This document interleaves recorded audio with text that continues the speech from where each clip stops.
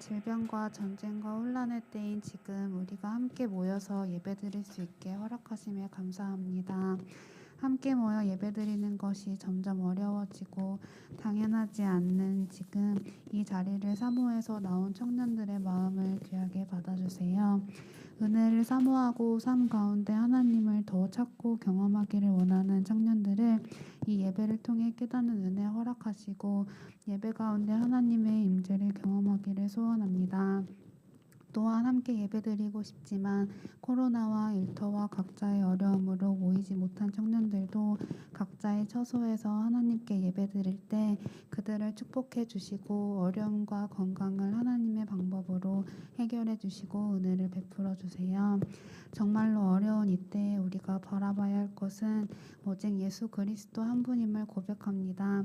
나의 모든 생각과 삶의 기준이 예수 그리스도가 아니라 세상과 나의 정욕이었음을 회개합니다. 하나님 연약한 심령에게 긍휼을 베풀어 주시고 그 은혜를 사모하기를 소원합니다. 이제 예배의 처소와 각자의 자리에서 영상으로 예배를 드립니다. 안문기 목사님을 통해 하나님의 말씀을 들을 때 그 말씀을 전심으로 듣고 따르고 기도하길 소원합니다. 목사님의 입술을 주장하여 주시고 한 영혼이라도 예배를 통해 회복되고 하나님께 나아갈 수 있도록 도와주세요. 이 모든 기도를 살아계신 예수 그리스도의 이름으로 기도드렸습니다. 아멘.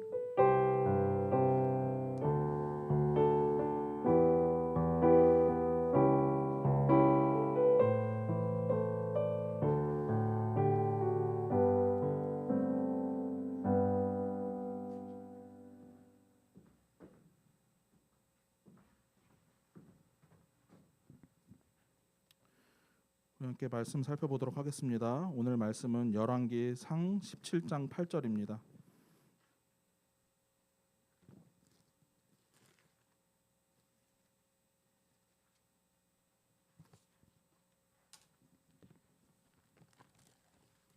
열왕기상 17장 8절부터 16절까지 말씀 우리 함께 보도록 하겠습니다. 어두운 시대를 살아가는 우리에게 들려주는 엘리야의 말씀 두 번째 시간입니다. 제가 읽도록 하겠습니다. 여호와의 말씀이 엘리야에게 임하여 이르시되 너는 일어나 시돈에 속한 사르밧으로 가서 거기 머물라. 내가 그곳 과부에게 명령하여 내게 음식을 주게 하였느니라. 그가 일어나 사르밧으로 가서 성문에 이를 때 한 과부가 그곳에서 나뭇가지를 줍는지라. 이에 불러 이르되 청하건대 그릇에 물을 조금 가져다가 내가 마시게 하라. 그가 가지러 갈 때 엘리야가 그를 불러 이르되 청하건대 내 손에 떡 한 조각을 내게로 가져오라. 그가 이르되 당신의 하나님 여호와께서 살아계심을 두고 맹세하노니 나는 떡이 없고 다만 통에 가루 한 움큼과 병에 기름 조금뿐이라. 내가 나뭇가지 둘을 주어다가 나와 내 아들을 위하여 음식을 만들어 먹고 그 후에는 죽으리라. 엘리야가 그에게 이르되 두려워하지 말고 가서 내 말대로 하려니와 먼저 그것으로 나를 위하여 작은 떡 한 개를 만들어 내게로 가져오고 그 후에 너와 내 아들을 위하여 만들라. 이스라엘의 하나님 여호와의 말씀이 나 여호와가 비를 지면에 내리는 날까지 그 통의 가루가 떨어지지 아니하고 그 병의 기름이 없어지지 아니하리라 하셨느니라. 그가 가서 엘리야의 말대로 하였더니 그와 엘리야와 그의 식구가 여러 날 먹었으나 여호와께서 엘리야를 통하여 하신 말씀같이 통의 가루가 떨어지지 아니하고 병의 기름이 없어지지 아니하니라. 아멘. 저는 미국에서 한인 목회 사역을 하시는 목사님 이야기를 들은 적이 있습니다. 그분은 미국 빈민들에게 무료로 급식을 해주는 일을 하고 있었습니다. 그런 사역을 한인교회 목회자가 한 것입니다. 무료 급식이 있는 날이면 엄청난 사람들이 줄을 서서 음식을 먹는데 이들은 그 음식에 하루를 진정으로 의지하는 사람들이었습니다. 교회가 그날 급식을 제공해주지 않으면 그날 그들은 굶어야 하는 것입니다. 세계 최고 부자 나라라고 하는 미국에서 그런 일이 일어난다는 것이 여러분 놀랍지 않습니까? 물론 어떤 나라든 잘 사는 사람과 못 사는 사람이 존재합니다. 아무리 좋은 나라라 해도 이 빈민층이 분명히 있는 것입니다. 인간 세상에는 어쩔 수 없이 그런 모습이 존재하는 것이지요. 그런데 지금 미국의 빈부 격차는 그 수준을 완전히 넘어섰다라고 전문가들은 그렇게 말하고 있습니다. 지난 2008년 미국에 불어닥친 금융 위기로 미국의 빈곤층은 지금 현재 4천만 명이 넘어섰다 그렇게 말하고 있습니다. 상상이 가십니까, 여러분? 4천만 명이면 우리나라 인구 숫자와 거의 비슷한 것입니다. 그래도 잘 와닿지가 않죠. 이렇게 말하면 좀 더 와닿습니다. 6명 중에 미국의 어린 아이 중에 6명 중에 1명이 매 끼니를 걱정해야 하는 최빈민층이다 이렇게 사람들은 말하고 있습니다. 6명 중에 1명이 그 상상할 수도 없는 그 부자 나라에서 6명 중에 1명이 이 끼니를 걱정한다라는 것입니다. 물론 그 6명 중에 또 1명은 엄청나게 잘 사는 것이죠. 우리가 상상할 수 없을 정도로 부자입니다. 그런데 그 격차가 너무 심해지다 보니까 이제는 그 6명 중에 1명이 끼니를 걱정하더라 하는 것입니다. 이처럼 빈부 격차가 커지면서 슈퍼 강대국 미국의 빈곤율이 지금 세계 최고 수준이 되어가고 있다는 충격적인 사실을 여러분은 알고 있었습니까? 이런 현상이 계속해서 가중되면서 현재 LA에서는 상상하기 힘든 일이 벌어지고 있습니다. LA는 헐리우드가 있는 미국 대중문화의 중심지 아닙니까? 그런데 그 안에 스키드로우라는 지역이 있습니다. 2008년 이후에 그곳은 집을 잃은 사람들이 텐트를 치고 지내는 일종의 빈민층 혹은 홈리스들이 살아가는 곳이 되어버렸습니다. 그런데 그 스키드로우의 1인당 화장실 수가 굉장히 부족하다라는 그런 기사를 본 적이 있습니다. 텐트에 의지해서 살기 때문에 이 사람들은 공중 화장실을 이용해야 되는데 그 수많은 사람들이 그 공중 화장실을 다 사용할 수 없기 때문에 이 사람들이 그냥 그 자기의 배설물들을 그냥 거리에 버린다라는 그런 충격적인 이야기를 들은 적이 있습니다. 2022년 미국의 모습입니다. 여러분 어떻습니까? 자본주의와 경제, 자유경제주의의 근간이라 할 수 있는 미국에서 지금 그런 일이 벌어지고 있다 하는 것이지요. 상상이 갑니까? 그런 상황이 펼쳐지자 미국의 외국인으로 가 있는 한인 목회자가 그곳에서 미국의 빈민들을 위해서 식사를 제공하는 일을 하고 있다 하는 것이죠. 겉으로 볼 때는 화려하고 대단하지만 지금 미국은 밑에서부터 무너지고 있다라는 식으로 전문가들은 말하고 있다는 것입니다. 그리고 그런 일은 미국을 그대로 모방하고 쫓아가는 우리나라에서도 언젠가는 일어날 수도 있는 굉장히 두려운 일입니다. 매우 무서운 경고를 우리는 받게 되는 것입니다. 이것이 현대 사회의 실상입니다. 이런 세상 가운데서 우리는 어떻게 살아야 할까요? 이런 세상 가운데서 교회와 우리 성도들의 역할은 무엇이냐라는 질문을 우리는 던져 보아야 하는 것입니다. 이럴 때 우리가 해야 할 것은 단 하나입니다. 무엇일까요? 말씀을 붙잡는 것입니다. 하나님의 말씀을 알고 그 말씀에 자신의 삶을 맡기는 일을 우리는 이때 그 어느 때보다 이때 우리는 해야 합니다. 그것만이 우리의 유일한 살 길이 되기 때문입니다. 그것이 성경이 우리에게 끊임없이 들려주는 이야기입니다. 말씀을 붙잡으라 하는 것이지요. 오늘 말씀은 이스라엘 백성들이 그토록 좋아했던 바알 종교의 실상이 무엇인지를 우리에게 알려줍니다. 그리고 오직 그러한 상황 가운데서 말씀만이 우리에게 은혜를 줄 수 있다는 사실을 보여주는 아주 중요한 말씀입니다. 첫 번째는 시돈으로 가라는 명령입니다. 8절에서부터 10절 상반절까지 내용입니다. 지난주 바알 종교가 지배하던 북이스라엘의 선지자 엘리야가 갑작스럽게 등장하는 모습을 우리는 살펴보았습니다. 엘리야는 믿음을 버린 시대에 하나님의 말씀을 적용해서 비와 이슬을 그치게 했다 이렇게 말했습니다. 그리고 그런 엘리야를 하나님은 피신시키셔서 까마귀를 통해서 먹이셨다는 이야기를 우린 지난 시간에 살펴보았습니다. 바알의 종교, 즉 그 시대가 주장하는 삶의 방식이 아니라 하나님의 말씀에 충실하고 하나님의 말씀에 신실할 때 하나님께서 친히 보호해 주시고 먹여 주신다는 것을 지난 시간에 살펴본 것입니다. 그러나 문제가 생겼습니다. 엘리야가 머물던 그릿 시내가라는 곳에 물이 드디어 말라버린 것입니다. 엘리야의 말대로 지금 이스라엘에는 비와 이슬이 그쳤습니다. 가뭄의 영향이 본격적으로 이제 시작된 것이에요. 그런데 그 영향이 엘리야가 머물고 있던 그릿 시내가에까지도 이르렀다 하는 것입니다. 그때 하나님께서 엘리야에게 주신 말씀을 우리 함께 보도록 합시다. 8절에서 9절입니다. 다 같이 한번 읽어보겠습니다. 8절 9절 시작. 여호와의 말씀이 엘리야에게 임하여 이르시되 너는 일어나 시돈에 속한 사르밧으로 가서 거기 머물라. 여기까지 읽겠습니다. 아닙니다. 죄송합니다. 9절 끝까지 읽어보겠습니다. 내가 그곳 과부에게 명령하여 내게 음식을 주게 하였느니라. 이것이죠. 그리 시냇가에 물이 없어지자 하나님은 엘리야에게 지금 다른 곳으로 가라 이렇게 명령을 하시는데, 그리고 이 명령은 하나님의 말씀에 충실한 엘리야를 주님께서 계속해서 보살피시고 먹이시기 위한 명령이었습니다. 그런데 그 장소가 충격적입니다. 왜 그럴까요? 하나님은 지금 어디로 가라 하십니까? 바로 시돈입니다. 시돈. 왜 이것이 충격적일까요? 시돈은 이스라엘의 바알 신앙을 가져온 이세벨의 고향이기 때문에 그렇습니다. 즉 바알 신앙의 본거지였습니다.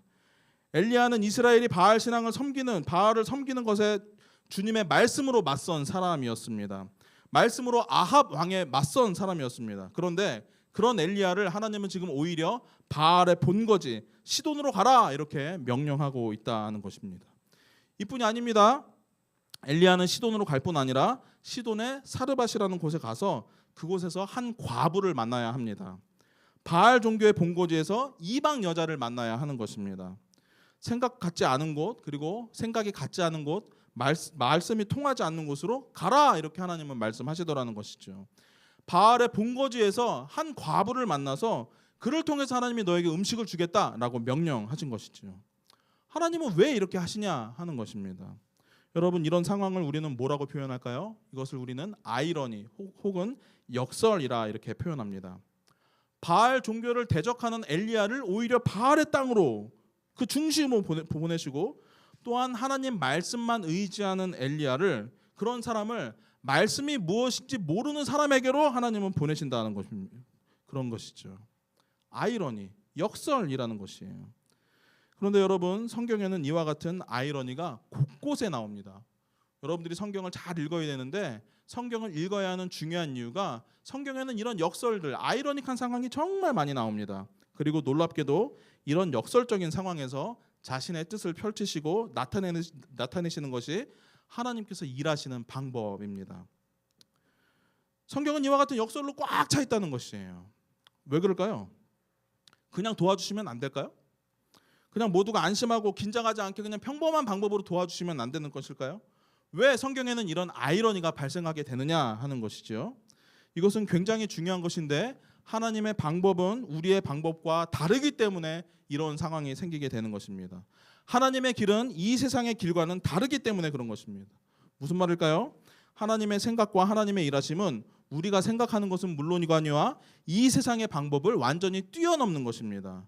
그렇기 때문에 하나님께서 일하실 때는 이런 아이러니가 발생한다는 것이에요. 만약 하나님께서 자신의 뜻을 펼치시고 그리고 말씀에 충실한 자를 도우시는 방식이 우리가 뻔히 예상할 수 있는 방법이라면 어떨까요, 여러분?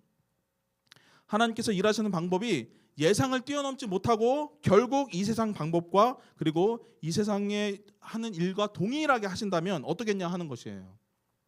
만약 그렇다면 우린 그런 하나님을 믿을 필요가 없습니다. 왜 그럴까요? 그것으로는 우리의 모든 우리를 바꿀 수 없기 때문이에요. 그것으로는 이 세상을 바꿀 수 없기 때문에 그런 것입니다. 이미 세상에 있는 방법으로 가능했다면 이 세상을 구원하는 사람이 벌써 나왔을 것입니다. 이 세상에 얼마나 많은 방법들이 있습니까? 그걸로 가능했다면 이 세상에 뭔가 도움을 주는 사람이 분명히 나왔을 것이에요. 이미 사람들이 예전부터 해오던 방식으로 문제를 해결할 수 있다면 우리가 하나님에게까지 갈 필요가 없습니다. 전문가에게 가면 되는 것이에요.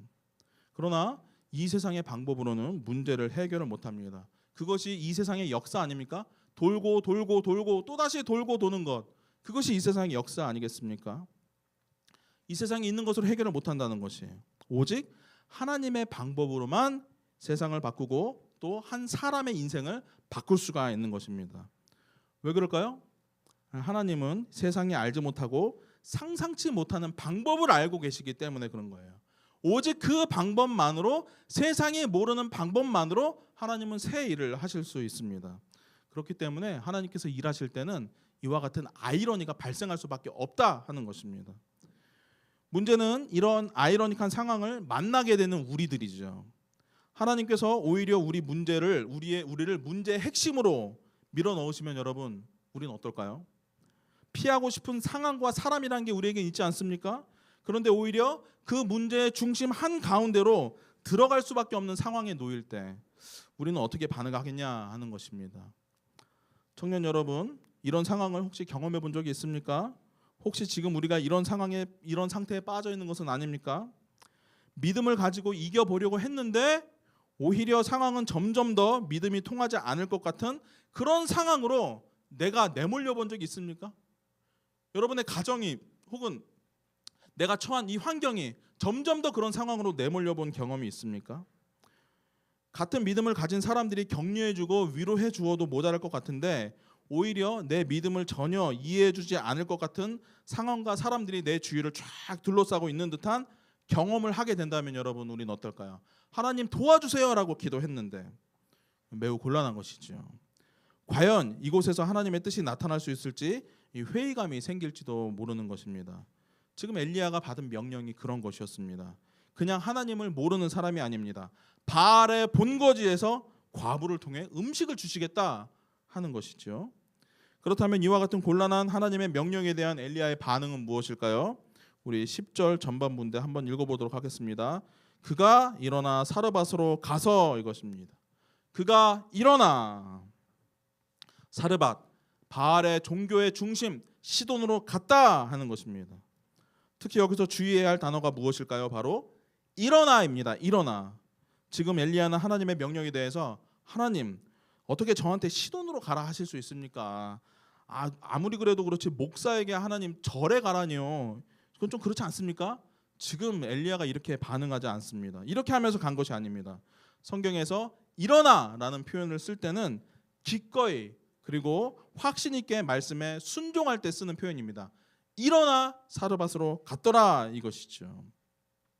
자, 한번 가볼까라고 하면서 엘리야가 힘차게 그 발걸음을 옮겼다 하는 것입니다. 적극적으로 주님의 말씀에 순종하고 있는 것이에요. 우리의 질문은 이것입니다. 어떻게 이런 일이 가능하겠냐 하는 것이죠. 이와 같은 역설적인 상황으로 그는 어떻게 일어나 나갈 수 있었겠냐 하는 것입니다. 이미 엘리야는 하나님의 능력을 경험했기 때문에 이와 같은 일을 할 수 있는 것입니다. 우리는 지난주 하나님께서 엘리야를 까마귀를 통해 먹이시는 장면을 살펴보았습니다. 이것은 단순히 하나님이 기적을 일으키셨다 이 뜻이 아닙니다. 그냥 하나님이 또 수많은 기적 중에 하나다 이렇게 이해하는 게 아니고 하나님의 말씀이 역사하지 못할 것이 없다는 큰 사실을 일깨워주는 놀라운 경험이었습니다. 성경에서 까마귀는 여러분 무엇을 상징하는 동물일까요?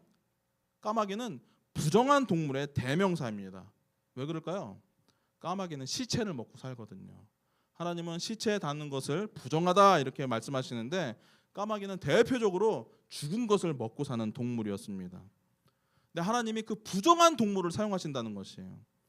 과연 하나님은 정결한 것 그리고 깨끗한 것만을 사용하실 수 있을까요? 우리 청년 여러분, 하나님은 과연 교회 다니는 사람만 사용하실까요? 하나님은 과연 믿음 있는 사람들만 사용하실 수 있을까요? 하나님의 능력에 그렇게 제한될까요? 아니요, 그렇지 않습니다. 부정한 것을 사용하신다는 것입니다. 하나님은 하나님을 모르는 자를 사용하시고 하나님은 심지어 죄인을 사용하시고 하나님은 심지어 이 세상에 있는 죄를 하나님의 선한 목적으로 바꾸실 수도 있는 분이셨습니다. 하나님은 부정한 것을 자신의 도구로 사용하셨다는 것이에요. 까마귀를 통해 엘리야는 이와 같은 하나님의 능력을 이미 경험했습니다. 그렇다면 비록 하나님을 전혀 모르는 이방인일지라도 하나님은 사용하실 수 있다 하는 것이지요. 또한 주님은 까마귀를 사용해 아합의 위협으로부터 엘리야를 보호하셨습니다. 당시 북이스라엘의 왕이었던 아합을 하나님이 상대하는 방법은 야, 까마귀 한 마리 데려와. 까마귀 한 마리면 상대할 수 있어 하면서 까마귀 한 마리로 아합을 상대하셨다는 것이에요. 그렇다면 바알의 본거지에서도 엘리야를 지키시고 보호하시는 주님의 능력이 반드시 나타날 것이라는 사실을 그는 경험했습니다. 그렇기에 일어나 그 역설적인 상황으로 들어가는 것이에요. 이것이 바알 시대 가운데 나타난 엘리야의 모습이었습니다. 철저한 신뢰입니다. 그리고 철저한 신뢰는 이와 같이 순종으로 표현됩니다. 그리고 순종은 하나님의 더 놀라운 일을 경험하게 하는 것입니다. 이처럼 하나님의 능력을 경험하고 나면 또한 더 큰 순종을 할 수 있게 되는 것이지요. 청년 여러분, 과연 우리에게 이처럼 세상을 이길 수 있는 믿음이 있습니까? 과연 신앙이 우리 삶에 실질적인 도움이 된다고 여러분은 생각하고 있습니까? 하나님의 능력이 여러분 직장에서 나타날 수 있다. 그렇게 믿고 있습니까? 하나님의 능력이 완고한 아버지의 마음을 꺾을 수 있다 생각하십니까? 하나님의 능력이 결코 말이 통할 것 같지 않은 상황과 사람을 움직일 수 있다고 믿고 있습니까? 만약 우리 주변을 둘러싸고 있는 상황이 이와 같다면 과연 하나님의 능력이 여기 이런 곳에까지 통할 수 있을까라는 생각을 여러분 한 번이라도 해본 적이 있습니까? 그렇다면 오늘 엘리야를 보라는 것이에요. 엘리야는 그런 상황에서 하나님의 능력을 경험했고 그 경험을 바탕으로 더 큰 능력으로 나아가고 있습니다. 그렇기에 우리에게도 필요한 것은 단 한 가지입니다. 철저히 하나님을 신뢰하고 그리고 순종하는 그 믿음, 그것이 우리에게 필요한 것입니다. 그래야 우리는 하나님의 능력을 경험하게 되는 것입니다. 그 능력을 경험하면 앞으로 우리 삶에 펼쳐지는 역설적이고 아이러닉한 상황을 우리는 기꺼이 받아들일 수가 있어요. 그때 하나님을 경험해야지만 우리는 그것을 받아들일 수가 있습니다. 그 역설적인 상황 가운데 분명 이 세상이 생각하지 못한 하나님의 큰 능력이 있을 것이라는 그 큰 믿음을 가지고 우리는 일어나 나아갈 수 있게 되는 것입니다. 믿음이 필요하다는 것입니다. 그리고 그것이 이 세상을 살아가는 우리에게 실질적이고 그리고 정말로 필요한 힘이 되어줄 것이다 라는 것을 엘리야를 통해서 오늘 말씀은 우리에게 전해주고 있는 것입니다. 두 번째는 사르밧 과부의 형편입니다. 10절 하반절부터 12절까지 내용이에요. 자, 이처럼 하나님의 말씀에 순종한 엘리야는 일어나 사르밧으로 갔습니다. 그리고 거기서 하나님의 말씀대로 한 과부를 만납니다. 오늘 성경은 그 과부가 땔감을 줍고 있다 이렇게 말하고 있습니다. 옛날 사람들이 땔감을 줍고 있다라는 뜻은 무슨 말일까요? 이제 음식을 준비하려 한다라는 뜻입니다. 딱 보면 음식을 준비하기 위해서 땔감을 모으고 있는구나. 옛날 사람들은 그렇게 아는 것이죠. 우리도 여러분 어머니가 가스불을 딱 켜면은 이제 어머니가 이제 저녁 준비를 시작하셨구나 이렇게 딱 알지 않습니까? 똑같은 것입니다. 엘리야도 땔감을 모으는 과부를 보고 그가 음식을 준비하려 한다는 사실을 알았습니다. 그리고 과부를 통해 음식을 주시겠다는 하나님의 말씀을 그는 거기 하나님의 말씀이 그대로 이루어지고 있다는 것을 그는 알게 되었습니다. 그렇게 10절에 보면 엘리야는 그 여인에게 지금 물을 요구했습니다. 물을 한 그릇 다오라고 이렇게 말했다는 것이에요. 나그네에게 관대해야 한다는 것이 그 당시 사람들의 관습이었습니다. 그래서 그 여인도 땔감 줍는 일을 잠시 멈추고 엘리야에게 물을 주려고 이게 움직이고 있습니다. 그런데 그런 여인에게 엘리야가 한 가지를 더 요구합니다. 우리 11절 한번 읽어보겠습니다. 11절 다 같이 읽겠습니다. 시작. 그가 가지러 갈 때 엘리야가 그를 불러 이르되 청하건대 내 손에 떡 한 조각을 내게로 가져오라. 하나님의 말씀대로 엘리야는 그 여인에게 이제 음식도 요구합니다. 물을 요구할 때 물 한 그릇 다오라고 할 때 여자는 순순히 응했습니다. 그 요구에. 그런데 떡 한 조각을 요구하자 상황이 달라졌어요. 떡을 요구하자 이 여인이 반응이 달랐습니다. 우리 12절 한 번만 더 읽어보겠습니다. 12절 읽겠습니다. 시작. 그가 이르되 당신의 하나님 여호와께서 살아계심을 두고 맹세하노니 나는 떡이 없고 다만 통에 가루 한 움큼과 병에 기름 조금뿐이라. 내가 나뭇가지 둘을 주어다가 나와 내 아들을 위하여 음식을 만들어 먹고 그 후에는 죽으리라. 과부의 형편이 말이 아니었습니다. 지금 이 여인은 매일 반복되는 끼니를 위한 땔감을 모으고 있는 것이 아니었습니다. 여자는 극심한 가난에 시달리고 있었습니다. 게다가 아들이 있었는데 아들을 먹일 수 있는 것도 이제 다 떨어졌다는 것이에요. 가난 때문에 생긴 과부의 고통이 얼마나 심했는지 지금 과부는 뭐라고 말합니까? 죽음을 각오하고 있습니다.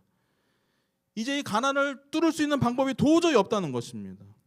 분명히 여인은 가난을 극복하기 위해서 이것저것을 다 해보지 않았겠습니까?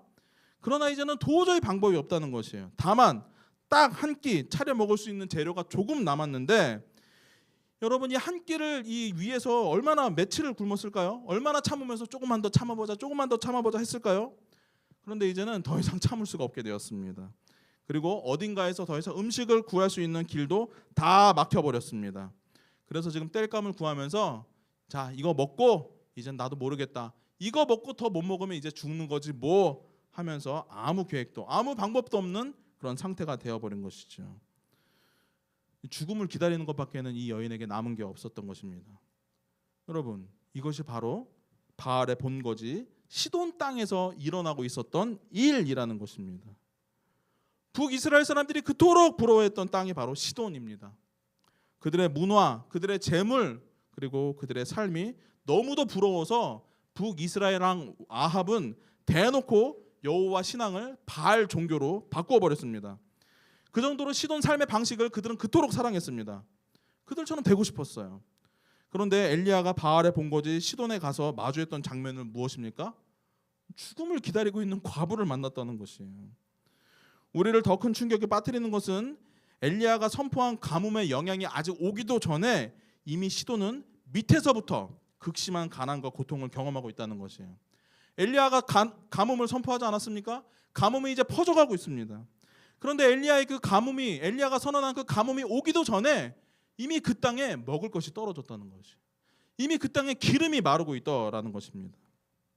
가뭄이 시작하기도 전에 이미 그 땅에 고통이 시작되고 있었던 것입니다. 시돈은 겉으로 볼 때는 굉장히 화려한 곳이었습니다. 굉장한 곳이었습니다. 그러나 조금 더 들어가서 속을 보니까 그 속은 완전히 달랐습니다. 밑에서부터 삶이 무너지기 시작한 것입니다. 바알 종교의 본고지에서 이런 현상이 이미 나타나기 시작한 것이죠. 자, 그렇다면 우리는 하나님이 엘리야를 왜 시돈 땅으로 보내셨는지에 대한 이해가 조금 생겼습니다. 왜 그럴까요? 바알 종교의 땅은 사실 이와 같음을 성경은 폭로하고 있는 것입니다. 그리고 여기 또 하나의 역설이 있습니다. 성경은 정말 재밌는 책이에요. 또 하나의 역설이 또 숨어 있어요. 또 하나의 아이러니. 히브리어로 남편이라는 단어를 어떻게 발음하는지 아십니까? 바알입니다. 히브리어로 남편이 바알이에요. 우상 바알과 남편 바알이 똑같이 발음된다는 것입니다. 한마디로 바알 종교의 땅에서 바알의 돌봄을 받지 못하는 일이 그 땅에서 지금 일어나고 있다 하는 것이죠. 그 땅은 과부의 상태와 같다는 것입니다. 그것이 이스라엘이 그토록 닮고 싶어하는 바알 종교와 시돈의 실상이었습니다. 바알 종교의 모습을 있는 그대로 오늘 성경은 우리에게 폭로하는 것입니다. 그러니 여러분, 이 말은 무슨 뜻이 되겠습니까? 시돈을 계속 따라가면 이스라엘도 곧 이와 같이 될 거라 하는 뜻입니다. 바알 종교를 받아들인 이스라엘 사람들은 자기들이 다 부자가 될 것이라고 생각해요. 이제 자기 만족을 누리면서 살 수 있을 것이라고 생각하고 있습니다. 그러나 실상은 그렇지 않고 이제 곧 시돈에서 일어나고 있는 이 일이 이스라엘에서도 일어나기 시작할 것이라 하는 것이죠. 이제 곧 이스라엘도 밑에서부터 삶이 무너지는 일이 시작될 것이다 라는 경고를 주고 있는 것입니다. 청년 여러분, 지금 시돈의 이 모습이 어디서 많이 본 것 같지 않습니까? 그렇지 않습니까, 여러분? 지금 이 모습이 이 시대를 살고 있는 우리들의 모습 아니겠습니까? 이 세상의 모습 아닙니까, 여러분? 이 세상은 화려해 보이고 대단한 것들로 가득 차 있죠. 우리가 누리는 첨단 과학은 정말 놀랍지 않습니까? 상상도 못했던 것들을 이제는 실현해내지 않습니까?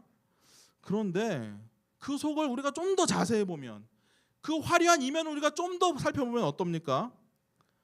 삶이 무너지는 사람들이 점점 많아지고 있습니다. 사람들이 가난해지고 있어요.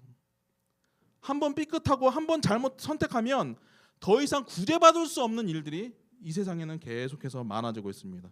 무서운 세상이 돼가고 있습니다. 미국만의 이야기도, 그리고 대한민국만의 이야기도 아닙니다. 이것이 한때 잘 살았던 나라들의 전반적인 추세가 되어가고 있습니다. 우리가 살고 있는 이 세상이 이처럼 위험해지고 있다는 것입니다. 엘리야가 시돈에 이르러 사르밧 과부의 형편을 보니까 차라리 하나님이 까마귀를 통해서 나에게 먹이시는 게 더 쉬운 일이었겠구나 라고 싶을 정도로 굉장히 심각한 형편이었다는 것입니다. 이처럼 성경은 바알의 땅의 실상을 폭로하면서 우리에게 속지 말라 이 경고를 해주고 있는 것입니다. 바알 종교가 우리를 윤택한 삶으로 이끌 것이며 이 세상을 따라야만 성공할 수 있다는 그 말에 속지 말라 이 말을 하는 것이죠.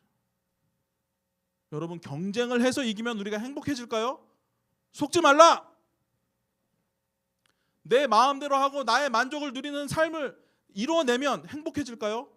속지 말라 이 말을 하는 것이죠. 바알 종교는 여러분 우리 삶의 방식이 될 수 없습니다. 우리의 삶의 방식이 되면 그때부터 우리는 불행해지기 시작하는 것이에요. 오히려 점점 그 밑에서부터 피폐해지기 때문에 그런 것입니다. 여러분, 이미 우리는 그런 세상을 경험하고 있는 것일지도 모르겠습니다. 과연 여기 하나님의 능력이 나타날 수 있을까? 하나님도 이런 상황은 해결하지 못하시는 건 아닐까라는 생각이 들 정도로 우리 삶에, 그리고 우리 이 세상에 빈곤이 찾아왔을지도 모르겠습니다. 그러면서 성경은 우리에게 지금 중요한 질문을 던지고 있는 것이에요. 그렇다면 과연 이런 세상에서 우리는 어떻게 살아야 하냐 하는 것입니다. 이 근본적인 질문을 앞으로 우리를 이끌어내는 것입니다. 바알의 땅에서 엘리야와 이 여인은 과연 어떻게 되겠냐 하는 것이죠. 세 번째는 말씀 앞에 전부를 드린 사르밧 과부입니다. 13절에서 16절까지 내용이에요. 자, 이처럼 엘리야는 하나님의 명령에 순종해 사르밧으로 왔습니다. 그러나 엘리야가 마주한 과부의 상황은 너무나 비참한 것이라고 했습니다. 분명 하나님은 그 과부를 통해 엘리야를 먹이시겠다는 뜻을 밝혔습니다. 그런데 여러분, 상황을 보니까 이게 불가능한 것이었어요. 만약 목회자가 이런 성도를 만나면 어떻게 될까요? 여러분, 만약에 제가 정말 한 끼밖에 먹을 수밖에 없는 그런 사람 만나면 제가 어떻게 될까요? 제가 목회자 된 도리로서 그래도 내놓으시오, 제가 이렇게 했습니까? 제 지갑에 있는 돈 털어서 이거 갖고 가서 뭐 좀 사드시라고 이렇게 하지 않겠습니까? 제가 그 정도 마음의 여유는 있습니다, 여러분. 그렇게 하지 않겠습니까? 그런데 엘리야는 어떻게 했을까요? 우리 13절 한번 읽어볼까요? 13절 다 같이 읽겠습니다. 시작. 엘리야가 그에게 이르되 두려워하지 말고 가서 내 말대로 하려니와 먼저 그곳으로 나를 위하여 작은 떡 한 개를 만들고 내게로 가져오고 그 후에 너와 내 아들을 위하여 만들라.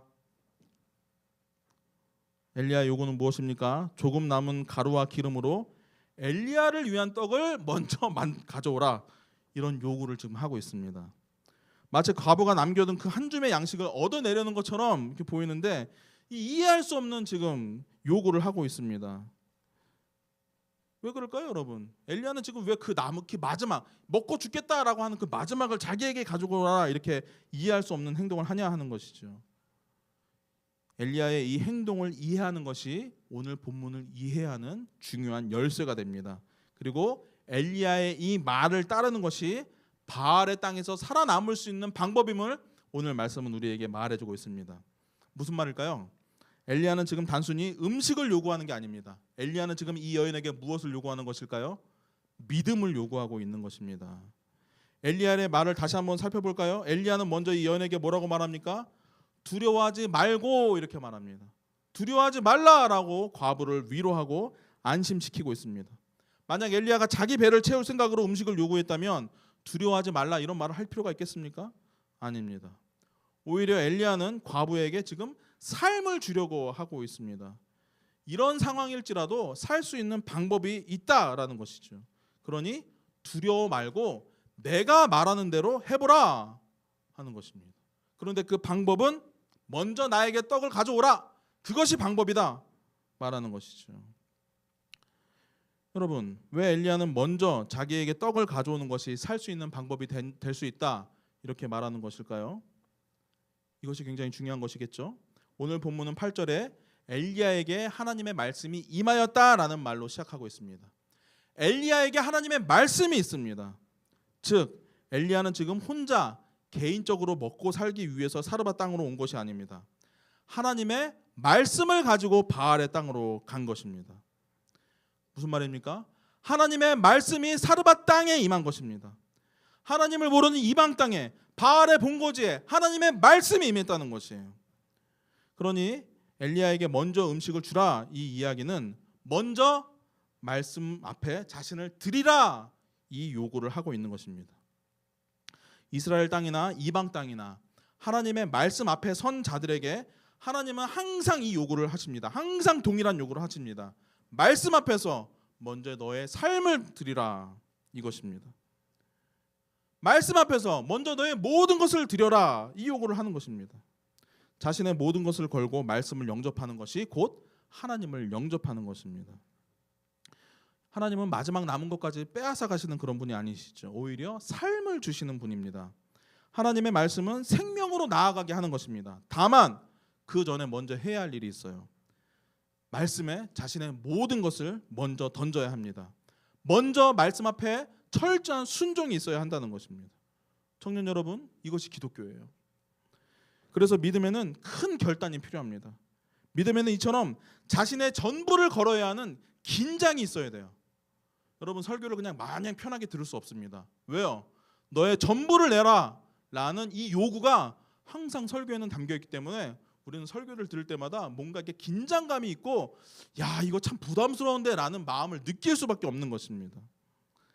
오늘 엘리야는 두려워하지 말라는 말로 과부를 안심시키고 위로하고 있습니다. 그런데 그 후에 곧장 좋은 것을 주겠다는 희망을 주지 않아요. 사실 그것이 우리가 바라는 종교지요. 위로와 안심을 주고 설교자가 그 다음에 좋은 말로 하나님께서 다 은혜롭게 인도하실 것입니다. 하나님은 당신을 사랑하십니다. 당신은 축복받기 위해서 태어난 사람입니다. 목회자 이렇게 해주면 좋겠죠. 네, 여러분, 그것이 사람들이 원하는 종교이긴 한데, 그러나 그것은 기독교는 아니에요. 그것은 긍정의 힘일 뿐입니다. 이스라엘 하나님 여호와의 신앙은 그렇지 않아요. 두려워하지 말라는 위로의 말씀으로 시작합니다. 그런 다음에는 긴장을 불러일으키는 것이에요. 먼저 너의 전부를 말씀 앞으로 가져오라 하는 것이지요. 그럼 삶을 주겠다. 진정한 삶을 그때 주겠다. 그럼 바알이 다스리는 이 땅에서도 생명을 주겠다라는 것입니다. 먼저 이 단어가 중요한 것입니다. 이처럼 말씀이 먼저 우리 전부를 요구하는 이유는 무엇 때문일까요?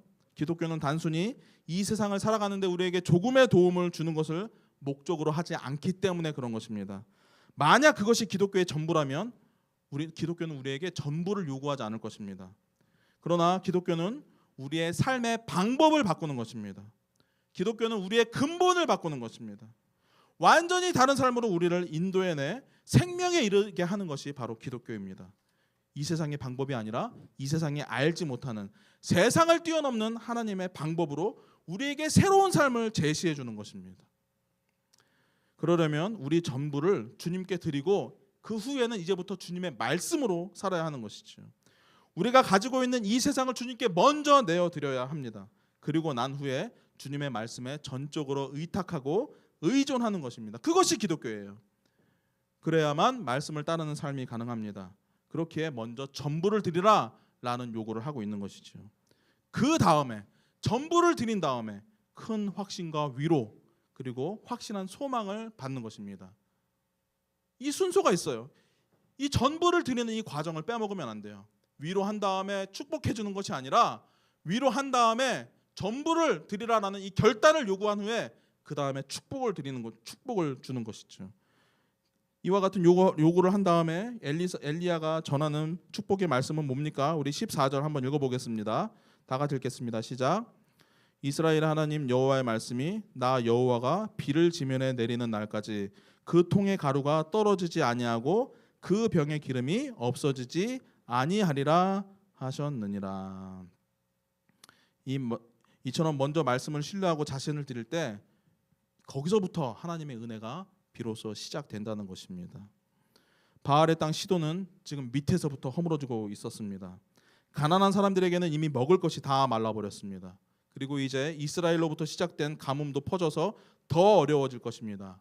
그러나 믿고 순종하여 먼저 말씀 앞에 자신을 드린 자들에게는 하나님께서 끊어지지 않는 은혜를 내려주시겠다라는 약속을 걸어두셨다는 것이에요. 여러분, 이 큰 소망이 있기 때문에 엘리야는 먼저 과부에게 자기에게 떡을 가져오라 이렇게 명령할 수 있었습니다. 이와 같은 확실한 말을 이 소망이 있었기 때문에 할 수 있었습니다. 그리고 이미 엘리야가 까마귀를 통해서 그 일을 경험했습니다. 그러니까 엘리야는 하나님의 말씀을 가지고 있는 자임과 동시에 그 말씀의 간증을 가지고 있는 사람입니다. 그렇게 그 여인에게 이처럼 요구할 수 있게 되는 것이죠. 그것이 모든 것이 메말라버린 바알의 땅에서 살 수 있는 유일한 방법이 되는 것입니다.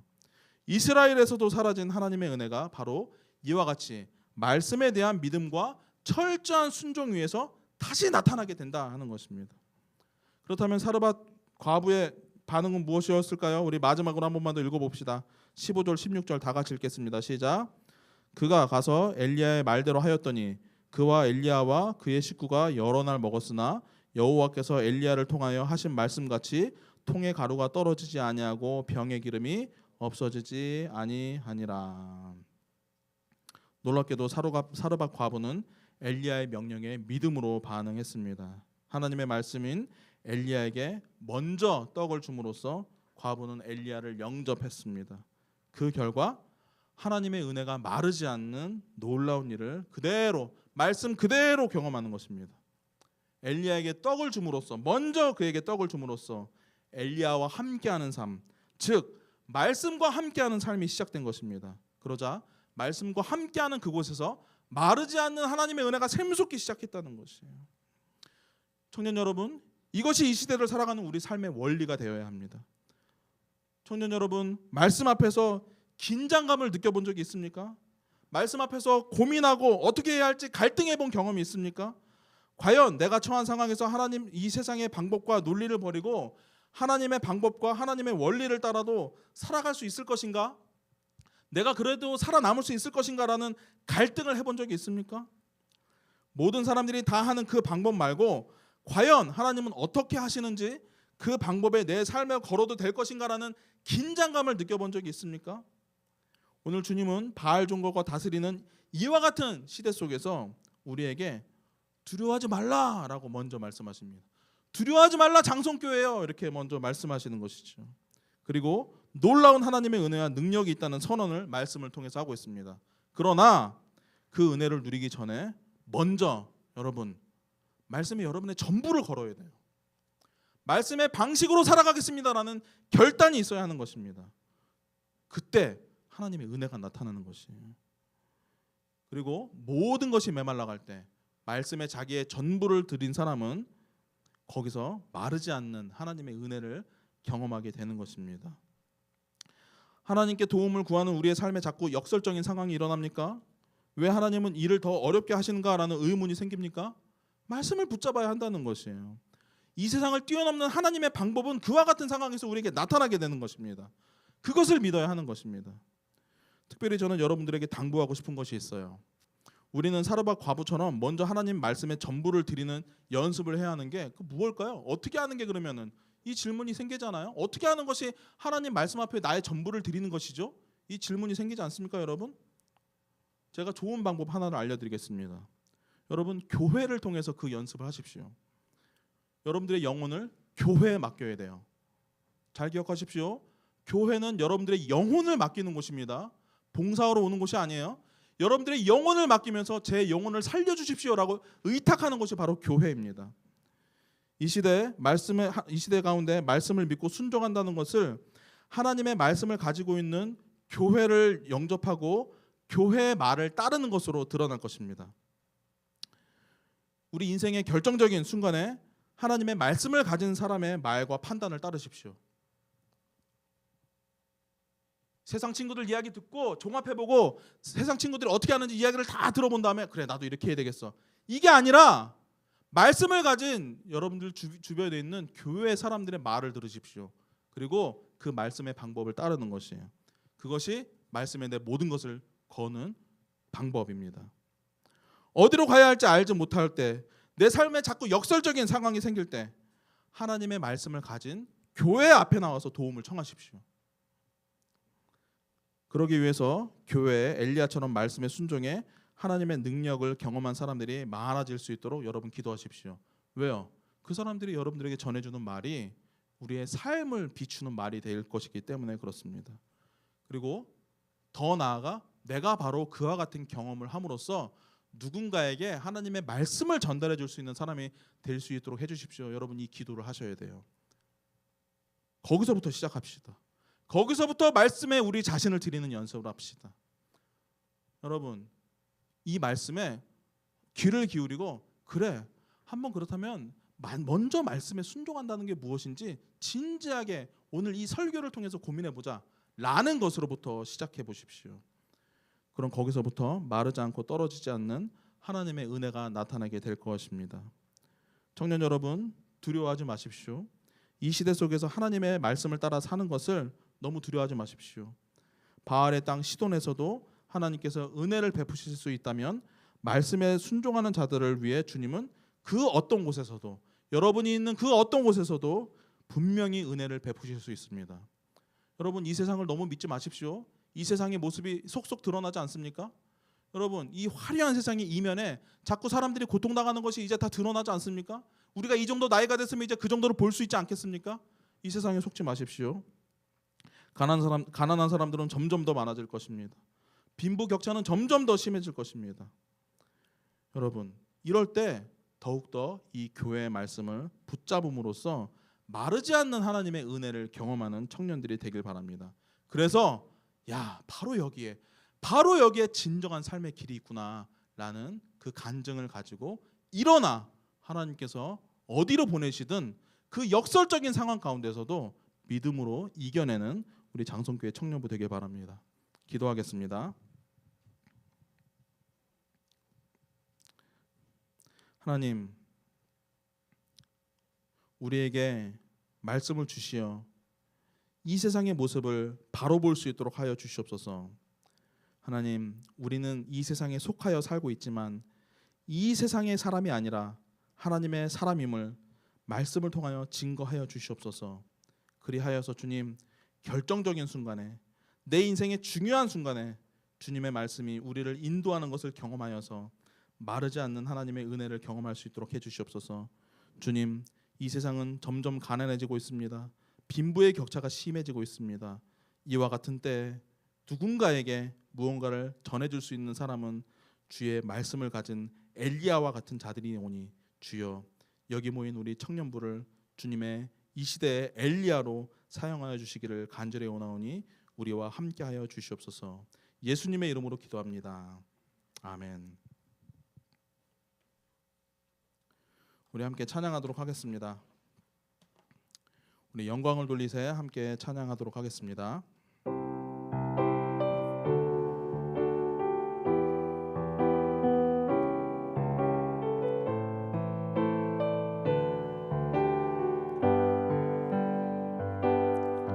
영광을 돌리세 우리 하나님께 존귀와 위엄과 능력과 아름다움 만방의 모든 신은 헛된 우상이니 오직 하늘의 하나님 그 영광 찬양해 주님의 영광 모든 나라 위에 주님의 영광 온 세계 위에 하늘에 계신 우리 아버지의 영광 찬양해 우리 주님 나라 영원하리라. 우리 주님 뜻은 이루어지리라. 주님의 영광 주님의 영광 모든 나라 위에 주님의 영광 온 세계 위에 하늘에 계신 우리 아버지 영광 찬양해 우리 주님 나라 영원하리라. 우리 주님 뜻은 이루어지리라. 우리 시간 다 함께 기도하도록 하겠습니다. 우리가 들은 말씀을 붙잡고 함께 기도하도록 하겠습니다. 여러분, 말씀이 우리의 영혼 가운데 들어가야 그것이 우리의 기도가 되는 것입니다. 이 시간 기도할 때 주님께 삶을 드린다는 것이 무엇인지, 먼저 주님께 우리의 삶을 바친다는 것이 무엇인지를 우리가 배우고 깨달을 수 있도록 해주십시오라고 기도하시길 바랍니다. 그리고 그와 같이 철저한 믿음으로 주님의 말씀에 순종하는 자들에게 주께서 베푸시는 은혜를 내 삶에서 경험할 수 있도록 함께 해달라고 이 시간 다 같이 기도하도록 하겠습니다. 아버지 하나님, 참으로 점점 어두워지고 험악해지는 이 세상 가운데서 우리를 주께서 교회로 부르셨사옵나이다.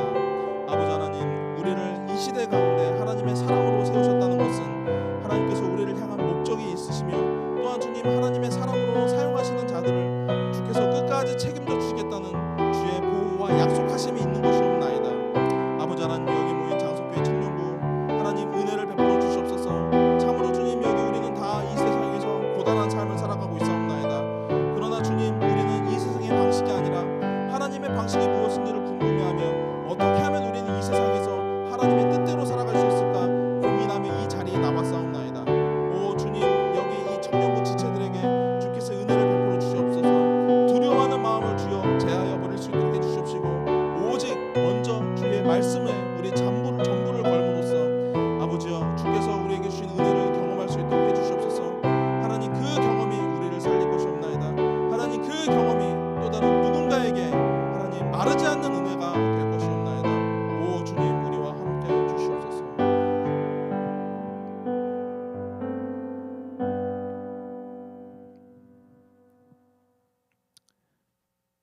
세상이 알지 못하며 세상이 상상도 할 수 없었으며 그리고 세상이 지금껏 경험해보지 못한 놀라운 방법으로 인도하시는 하나님, 결국 세상은 돌고 돌아서 하나님 또다시 원점으로 돌아가고 있사옵나이다. 전쟁이 일어나고 있사옵나이다. 다시 격차가 생기고 있습니다. 다시 가난한 자들이 많아지고 있습니다. 아버지 하나님, 이와 같은 세상 가운데서 우리를 교회로 부르셔서 하나님의 백성 삼아 주심을 감사를 드리옵나이다. 아버지 하나님, 이 시간 우리가 이 말씀을 붙잡고 주여 주의 백성으로 살기를 원하오니 저의 전부를 받아 주시옵소서. 고백할 줄 아는 우리 청년들 될 수 있도록 도와주시옵소서. 하나님, 특별히 오늘 주님 앞에 나오며 귀한 예물을 가지고 나온 청년들이 있습니다. 하나님, 우리가 헌금을 드릴 때마다 이 고백이 있을 수 있도록 도와주시옵소서. 작은 것을 주께 드리지만 주님, 결국 주님께 나의 전부를 드리기 원하옵나이다. 이 고백으로 매주 헌금을 드릴 줄 아는 우리 청년들 될 수 있도록 함께하여 주시옵소서. 주 예수 그리스도의 은혜와 아버지 하나님의 사랑과 성령 하나님의 인도하심이 어두워지는 시대 가운데 엘리야의 말씀을 붙잡고 이 말씀에 철저히 순종하길 원하는 모든 장성교회 청년부 위에 함께 있을지어다. 아멘.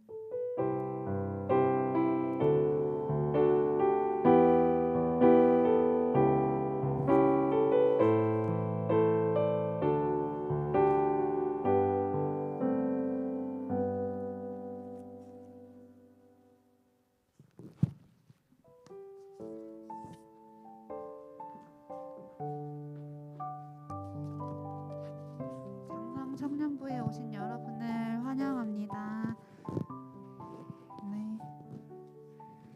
저희 주일 2부 순서는 오늘까지 쉬고 다음 주부터는 정상대로 함께 할 예정이니까 모두 헷갈리지 마시고 다음 주에는 함께 2부 순서 참여하시면 좋을 것 같습니다. 토요일에 11시에는 예비 리더 모임은 다음 주까지 쉽니다. 저희 새내기 멘토를 3월까지 진행하는데 지금 코로나로 인해서 친구들이 많이 안 보여서 함께하는 게 어렵지만 연락이라도 한 번씩 해주시면 감사하겠습니다.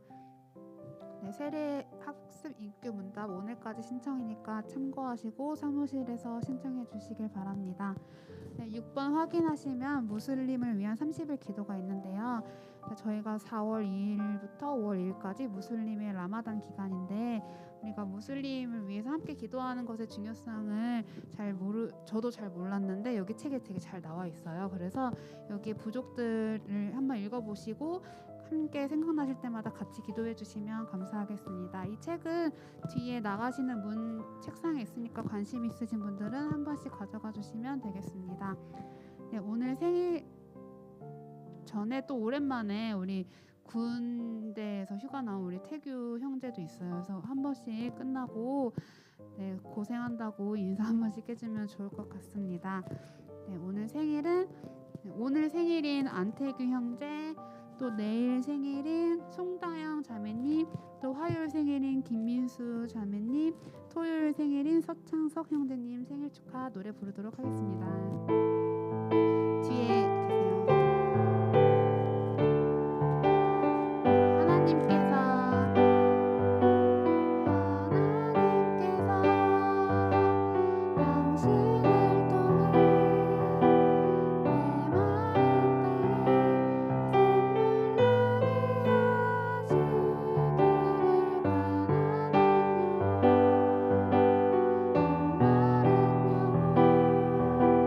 당신을